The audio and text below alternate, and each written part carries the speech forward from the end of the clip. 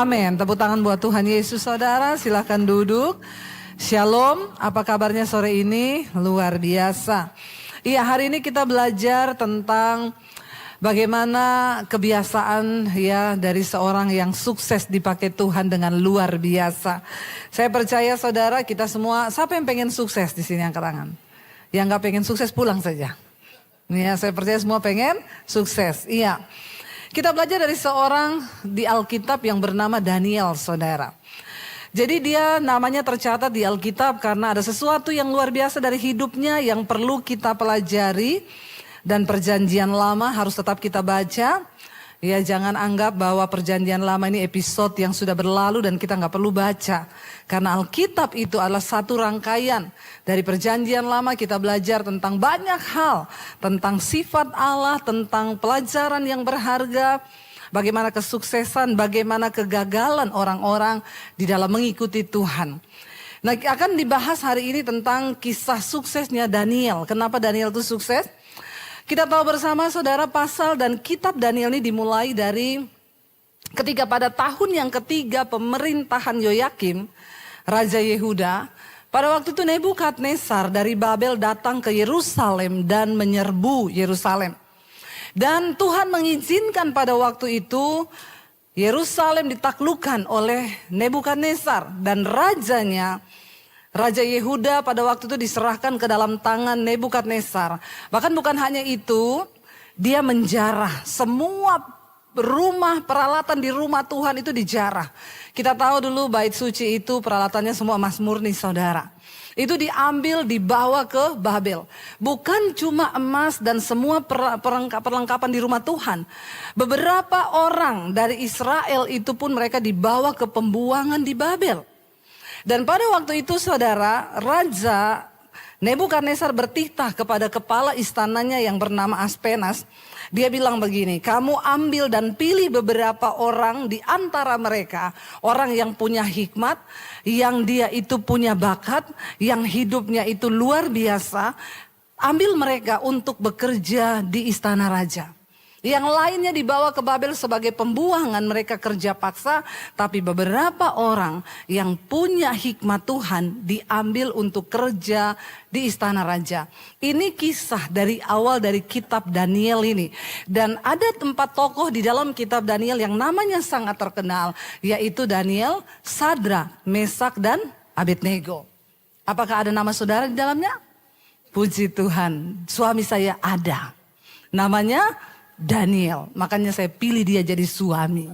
Kalau Zulkifli kagak. Ayo kita lanjut Daniel pasal yang ke-6, kita lihat di sana. Saudara, yang namanya Daniel ini baru dibawa. Mereka ini orang baru. Ya, di dalam bisnis, di dalam berpolitik, ya ini adalah politik satu negara ini, satu bangsa. Bahkan di dunia apapun, yang namanya orang baru itu pasti disirikin, iya apa iya? Ditanya ya, ini orang baru atau orang lama? Orang Sulawesi, nggak bahaya tah? Nah, bahaya ini orang Sulawesi ini saudara. Ya, kita lihat di sana. Ayat Daniel pasal yang ke-6 ayat yang kedua mulai. Kita baca. Lalu berkatalah Darius ya. Ayat yang kedua, lalu berkenanlah Darius mengangkat 120 orang wakil-wakil raja atas kerajaannya. Mereka ditempatkan di seluruh kerajaan. Ini yang menjadi bupati-bupati dan wakil-wakil raja pokoknya. Membawahi mereka diangkat pula 3 pejabat tinggi. Dan apa?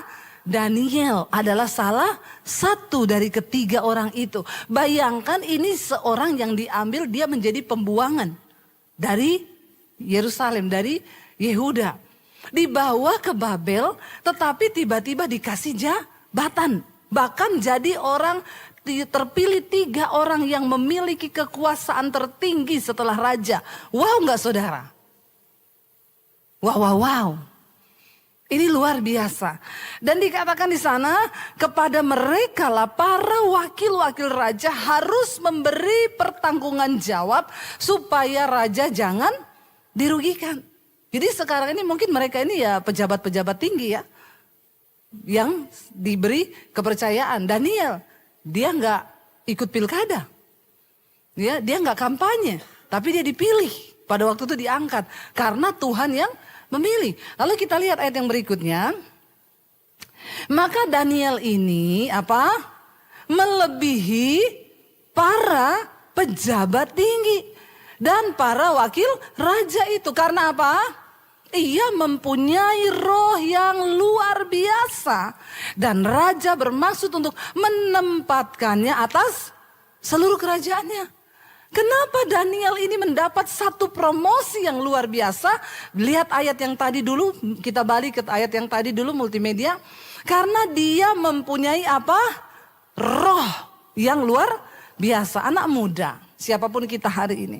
Jangan pernah taruh andalanmu kepada kekuatan kepinteranmu, otakmu, pendidikanmu. Kita belajar harus. Tetapi yang lebih dari itu, kita harus punya roh yang luar biasa. Kenapa kita harus punya roh yang luar biasa?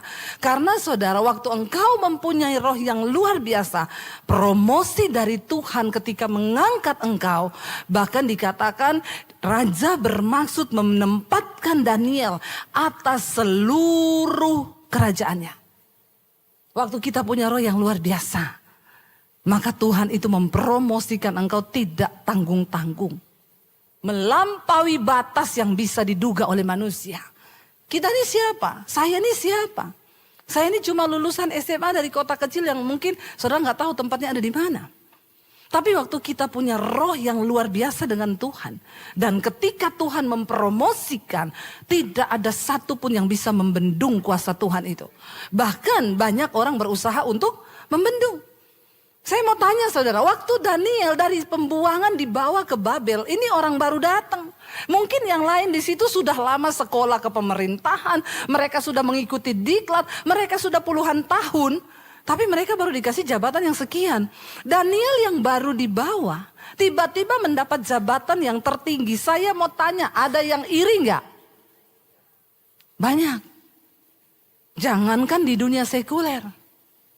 Jangankan di dunia politik, dalam dunia pelayanan pun waktu seseorang diangkat banyak yang iri saudara.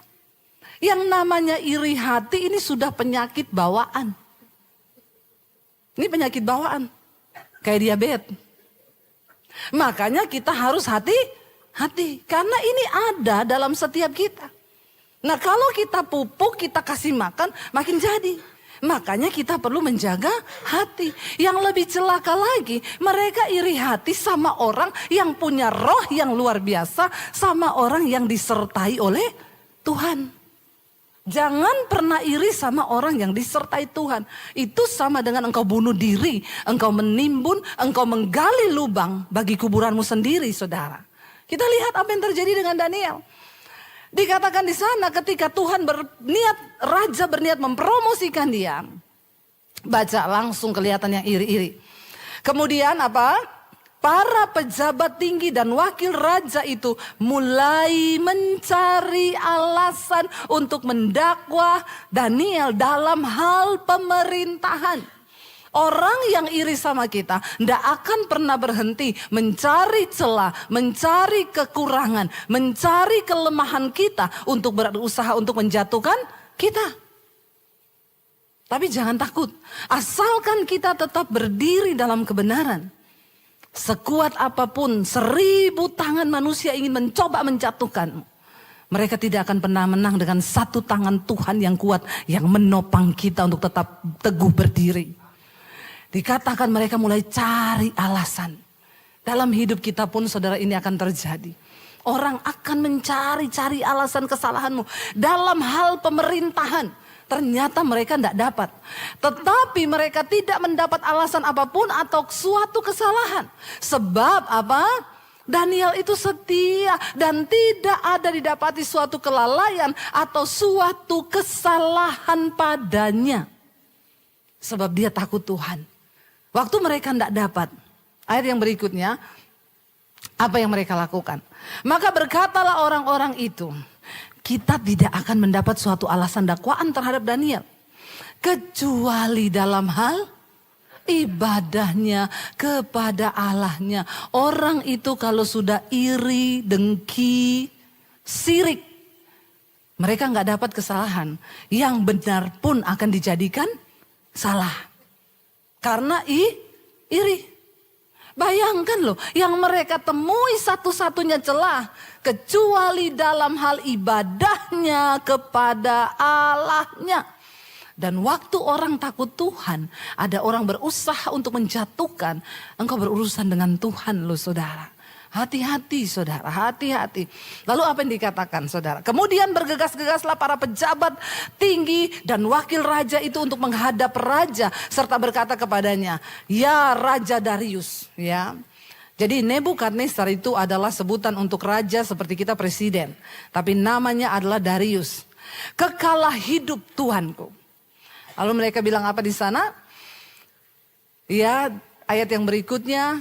Semua pejabat tinggi kerajaan ini, semua penguasa dan wakil raja, para menteri dan para bupati telah mufakat supaya dikeluarkan kiranya suatu penetapan raja dan ditetapkan suatu larangan agar barang siapa yang dalam 30 hari menyampaikan permohonan kepada salah satu dewa atau manusia kecuali kepada Tuanku ya Raja, maka ia akan dilemparkan ke dalam gua singa. Saudara lihat, ketika orang terus mencari alasan untuk menjatuhkanmu saudara, tetaplah fokus kepada Tuhan. Tidak usah pedulikan, tidak usah digubris. Yang terpenting hubungan kita dengan Tuhan, roh kita tetap terjaga dengan Tuhan. Mereka itu datang menghadap kepada raja. Hati-hati juga sebagai pemimpin. Karena banyak orang di bawah kita itu yang cari muka. Yang bermuka dua. Aduh, muka satu aja udah susah diurus, apalagi dua ya. Bener gak? Apalagi ibu-ibu ini. Bayangkan kalau mukanya dua, skincare-nya mahal loh. Muka satu aja susah dirawat, apalagi dua. Bener gak? Ya saudara, raja ini kalau pemimpin itu tidak punya hati yang bijaksana, dia bisa terjebak dalam sebuah keputusan gara-gara orang-orang di bawahnya. Ya, jangan suka kalau dipuji. Orang yang biasanya suka memuji, itu biasanya sesamting saudara. Makanya saya kalau dipuji orang, bu tambah cantik, pret. Biasa aja. Jangan terlalu tergiur dengan pujian. Jangan terlalu dinikmati pujian itu. Ya biasa aja. Apalagi kalau ada orang mulutnya manis. Harus hati-hati bawahan itu. Kalau saudara sebagai seorang pemimpin, berhati-hatilah. Apalagi kalau istri mulai bermulut manis, itu pasti ada maunya. Suami saya ketawa paling kencang loh. Bahaya ini ya. Tapi saya gak pernah bermulut manis sama dia saudara. Ya. Dan saudara lihat waktu mereka mulai mengeluk-elukan raja. Tidak ada seorang pun loh yang layak untuk disembah. Kecuali engkau. Karena engkau yang paling mulia. Rajanya ini cuma dipuji sedikit. Udah makan puji. Akhirnya dia terumpan. Lalu mereka bilang apa? Oleh sebab itu raja, engkau harus keluarkan sebuah larangan. Buatlah suatu surat perintah yang tidak bisa diubah. Menurut undang-undang orang Media dan Persia yang tidak bisa dicabut kembali. Mulai ini masuk saudara. Rancangan jahat anak buah masuk kepada bos. Nah, ini bos harus punya kebijakan untuk menimbang. Apakah ini keputusan yang dibikin benar atau salah? Harusnya kan tanya, loh emang kenapa? Orang kan punya hak mau berdoa sama Tuhan, ya terserah. Tapi karena udah kelepek-kelepek dipuji tadi, engkau yang paling mulia. Maka semua orang harus menyembah engkau. Hati-hati sama pujian. Sebab itu Raja Darius membuat surat perintah dan dengan larangan itu. Lalu dikatakan di sana, demi didengar Daniel. Daniel dengar nih, surat perintah dibuat, ditanda tangan, diumumin. Ketika Daniel mendengar surat perintah itu sudah keluar, apa yang dilakukan? Ya, ketika demi didengar Daniel surat perintah itu telah dibuat, pergilah ia ke rumahnya. Dalam kamar atasnya ada tingkap-tingkap yang terbuka ke arah Yerusalem.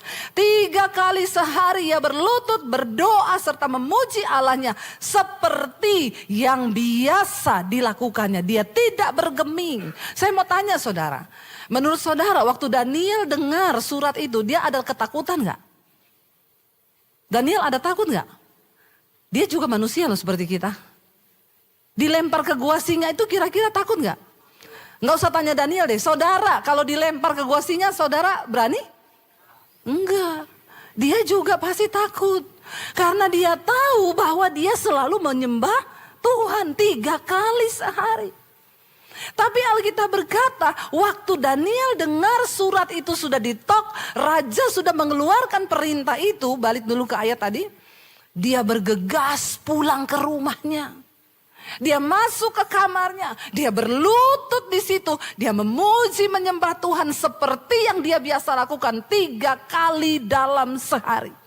Lalu orang-orang itu bergegas-gegas masuk mendapati Daniel yang sedang berdoa dan bermohon kepada Allahnya. Karena memang itu yang mereka tunggu.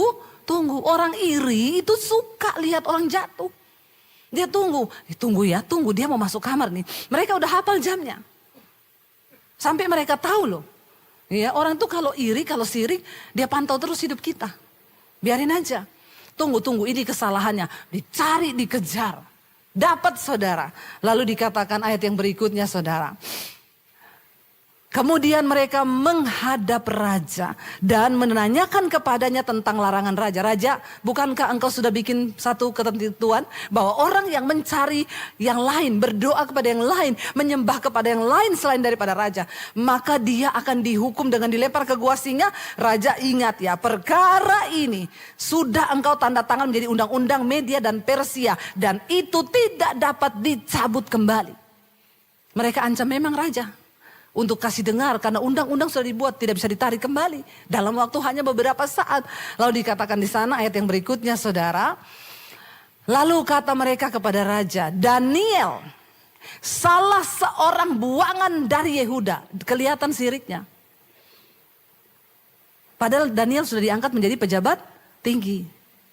Nggak ngomong itu loh raja, Pak Daniel itu loh yang dari Yehuda. Daniel salah seorang buangan. Ini saudara tanda-tanda orang sirik. Omongannya itu lihat, merendahkan orang. Orang buangan itu loh. Bukan pribumi. Dia tuh gak tahu dari mana pribulan. Salah seorang buangan dari Yehuda. Ya, tidak mengindahkan tuanku ya raja. Dan tidak mengindahkan larangan yang tuanku keluarkan. Tetapi 3 kali sehari dia mengucapkan doanya. Lalu apa yang terjadi saudara? Setelah raja mendengar hal itu maka sedihlah ia. Dia gak menyangka kalau yang mereka mau jebak itu Daniel, orang kesayangannya, orang pilihannya, orang yang benar-benar dia anggap punya roh yang luar biasa ini. Raja sedih saudara, tapi dia gak bisa buat apa-apa. Dia cuma bisa nyanyi, aku terjebak, aku tertipu, aku terperangkap dalam egomu. Itu toh sudah terlanjur, hukum sudah dibuat, undang-undang sudah disahkan. Tidak bisa ditarik kembali. Nangis raja, sedih. Kenapa Daniel? Kenapa Daniel? Dan ia mencari jalan untuk melepaskan Daniel. Bahkan sampai matahari terbenam, sampai malam ia masih berusaha untuk tolong Daniel. Sering kali Tuhan izinkan orang yang berniat tolong kita pun tidak diizinkan Tuhan. Tidak dapat jalan untuk tolong kita. Supaya apa saudara? Supaya di situ pertolongan itu hanya datang dari tangan Tuhan yang kuat. Nggak diizinkan loh, raja sudah berusaha. Ini siapa? Pemegang kekuasaan tertinggi. Dia bisa melakukan apapun. Makanya jangan andalkan manusia.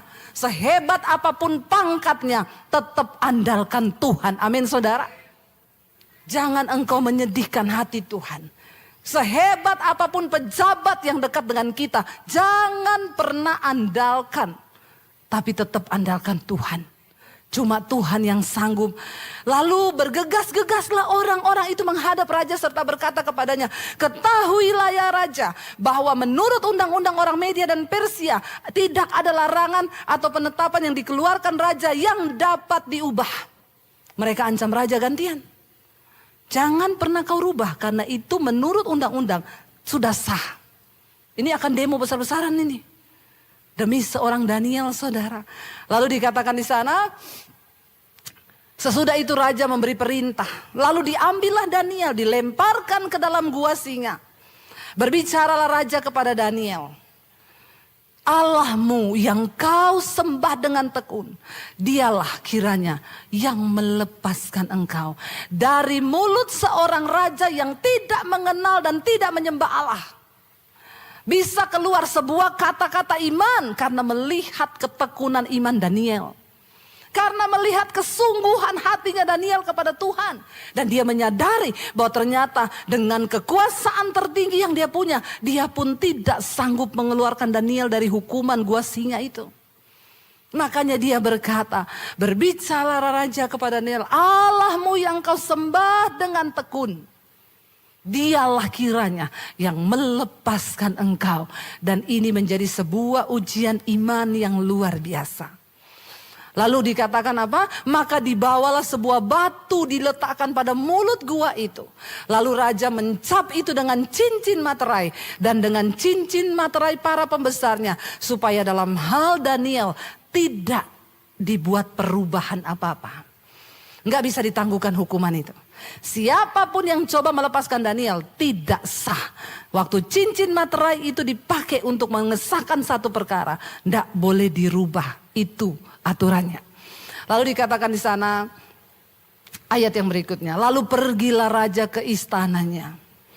Dia berpuasa semalam-malaman itu, nggak mau makan raja.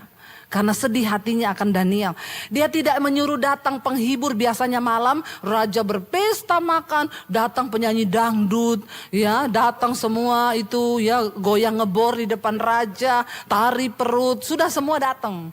Namanya juga raja. Malam itu raja bilang, aku ndak mau makan, aku puasa. Tidak ada satupun penari yang boleh masuk untuk menghibur, dan ia tidak dapat tidur. Betapa raja bersedih karena Daniel. Waktu orang yang benar, saudara, diizinkan Tuhan. Seringkali Tuhan akan izinkan engkau, tidak ada satupun yang akan tolong. Jadi kalau hari ini engkau merasa tidak ada pertolongan di hidupmu, percayalah Tuhan sedang izinkan itu. Supaya kau menatap ke atas dan berkata, Tuhan cuma engkau satu-satunya harapanku. Cuma itu yang Tuhan mau. Dia gak mau yang lain. Supaya imanmu tertuju kepada dia dan berkata, engkau satu-satunya harapanku Tuhan.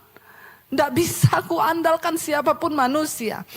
Lalu lihat saudara, raja cuma tidur hanya beberapa waktu mungkin. Pagi-pagi sekali waktu dia terbangun, masih subuh fajar baru menyingsing. Bangunlah raja, tidak pergi ke dapur cari sarapan. Karena dia sudah puasa dari sore, dari siang. Dia tidak pergi ke mana-mana cari siapa. Langsung raja menuju pergi ke buru-buru ke gua singa. Karena dia sangat mengasihi Daniel. Waktu sampai di gua singa saudara. Ketika ia sampai dekat gua itu, berserulah ia kepada Daniel dengan suara sayu. Karena tidak berharap ada jawaban. Pasti Daniel sudah mati. Dengan suara yang sedih dia bilang, Daniel, hamba Allah yang hidup, Allahmu yang kau sembah dengan tekun, telah sanggupkah ia melepaskan engkau dari singa-singa itu? Suaranya nyaris tak terdengar karena sedih. Dan tiba-tiba dia mendengar jawaban dari Daniel, berkata begini, ya raja, kekalah hidupmu. Saudara, apapun keadaanmu hari ini, waktu kau percaya pada Tuhan, dia beri engkau kekuatan untuk memberikan jawaban kepada orang-orang yang ingin menjatuhkan hidupmu. Dengan lantang engkau bisa berkata bahwa Tuhan adalah satu-satunya penolong yang luar biasa. Lalu apa yang Daniel katakan saudara? Dia berkata begini. Ayat yang berikutnya, Allahku yang telah mengutus malaikatnya untuk mengatupkan mulut singa-singa itu. Sehingga mereka tidak mengapa-apakan aku. Karena ternyata aku tak bersalah di hadapan Tuhan. Nomor satu. Dan juga aku juga tidak bersalah terhadap Tuanku ya Raja. Aku tidak melakukan kejahatan. Pastikan hidup kita benar di hadapan Tuhan. Pastikan sikap hatimu benar di hadapan Tuhan. Cuma orang-orang yang hidup benar di hadapan Tuhan yang akan mengalami pembelaan di hari-hari yang terakhir ini. Enggak perlu takut apapun perubahan zaman. Enggak perlu takut apapun yang akan terjadi. Bagian kita berdoa, berjaga-jaga. Jaga hati tetap kudus di hadapan Tuhan. Daniel bilang, Tuhan telah menolong aku karena aku terbukti tidak melakukan kesalahan di hadapan Tuhan. Dan tidak juga melakukan kejahatan terhadap Tuanku Raja. Lalu saudara, ayat berikutnya berkata, lalu sangat sukacitalah raja. Dan ia memberi perintah supaya Daniel ditarik dari dalam gua itu. Maka ditariklah Daniel dari dalam gua itu. Dan tidak terdapat luka apa-apa padanya. Karena ia percaya kepada Allahnya. Tidak ada akan yang bisa menggores hatimu. Tidak ada yang akan bisa menggores berkatmu. Tidak akan ada sesuatu yang bisa merampas apapun dari hidupmu. Kalau Tuhan tidak izinkan, waktu kau percaya kepada Tuhan, Dia menjadi pelindungmu saudara. Ayat berikutnya berkata saudara. Lanjut ayat yang berikutnya. Raja memberi perintah. Lalu diambillah orang-orang yang telah menuduh Daniel. Dan mereka dilemparkan ke dalam gua singa. Baik mereka maupun anak-anak dan istri-istri mereka. Belum lagi mereka sampai ke dasar gua itu. Singa-singa itu telah menerkam mereka. Bahkan meremukkan tulang-tulang mereka. Waktu engkau iri hati pada orang yang diberkati Tuhan. Engkau sedang menggali kuburan bagi dirimu sendiri. Jangan pernah berbuat jahat.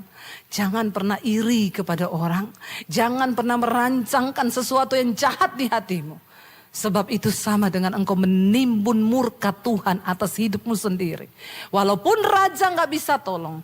Tuhan itu gak pernah kurang cara untuk melakukan pembalasan dengan murkanya saudara. Orang-orang itu mati diterkam singa. Bahkan keluarga dan anak-anaknya. Lalu dikatakan apa di sana saudara? Raja akhirnya memberi perintah saudara. Raja mengirim surat kepada seorang-orang di segala bangsa, segala suku bangsa dan bahasa yang mendiami seluruh bumi. Bunyinya begini. Bertambah-tambahlah kiranya sejahteramu. Lalu yang berikutnya, bersama ini ku beri perintah bahwa di seluruh kerajaan yang aku kuasai, orang harus takut dan gentar kepada Allahnya siapa? Daniel. Sebab dialah Allah yang hidup, yang kekal untuk selama-lamanya. Pemerintahannya tidak akan binasa dan kekuasaannya tidak akan berakhir. Biar lewat pergumulan hidup kita, orang lain bisa melihat kedahsyatan tangan Tuhan. Jadikan setiap bagian dari pergumulan hidupmu menjadi momen di mana engkau bisa mengalami kemuliaan Tuhan. Dan keluargamu, orang-orang yang membencimu akan berkata, wow, Tuhannya hidup. Allahnya itu dahsyat. Nggak usah membela diri, nggak usah mencoba cari kebenaran. Tapi biar Tuhan yang mengangkat kebenaranmu seperti fajar yang Dia munculkan di permukaan saudara. Dan dikatakan keluar maklumat di seluruh bangsa. Raja Nebukadnezar berpesan. Semua harus tunduk kepada Allahnya Daniel. Sebab dia melihat dengan mata kepalanya kuasa Tuhan terjadi. Lalu ayat yang berikutnya berkata. Dan Tuhan dia bilang Allahnya Daniel itu melepaskan dan menolong dan mengadakan tanda dan mujizat di langit dan di bumi. Dia yang telah melepaskan Daniel dari cengkraman singa-singa. Saudara, hari ini mari kita berjalan bersama dengan Tuhan. Apa tips kesuksesan dari seorang Daniel? Dia punya roh yang luar biasa. Kenapa selalu saya bilang jangan cuma bangun manusia jasmanimu. Tapi bangun manusia rohanimu. Ibu-ibu jangan kau habiskan waktumu cuma ke salon, ke klinik kecantikan berjam-jam. Tapi kau gak pernah bangun manusia rohanimu itu untuk kuat dalam Tuhan. Jangan habiskan waktumu hanya mengejar uang, kekayaan, habis waktu kita 24 jam. Dan kita melupakan Tuhan yang adalah penguasa di hidup kita. Sekali lagi dengar baik-baik, ada begitu banyak hal di hidup ini yang tidak bisa kita lakukan dengan kekuatan kita manusia. Tapi itu bisa diselesaikan dengan cara yang supranatural dari Tuhan. Waktu kau duduk di kaki Tuhan. Waktu kau nangis di kaki Tuhan. Waktu kau bawa seluruhnya hidupmu kepada Tuhan. Dia Tuhan yang bekerja dengan cara yang tidak terlihat oleh matamu, saudara. Dan itu hanya bisa dilakukan oleh satu kuasa, yaitu kuasa Tuhan yang maha tinggi. Biar hari-hari ini hidup kita terus mengejar perkenanan Tuhan. Saya undang imam musik maju ke depan. Mari saudara, kita hidup di hari-hari yang terakhir. Banyak hal dapat terjadi di dunia ini yang tidak kita duga, yang tidak kita tahu. Tapi biarlah bagian kita adalah terus mengejar perkenanan Tuhan dalam hidup kita. Supaya kita juga melihat pembelaan dan pertolongan Tuhan bagi orang-orang yang setia mencari Dia. Bangkit berdiri bersama.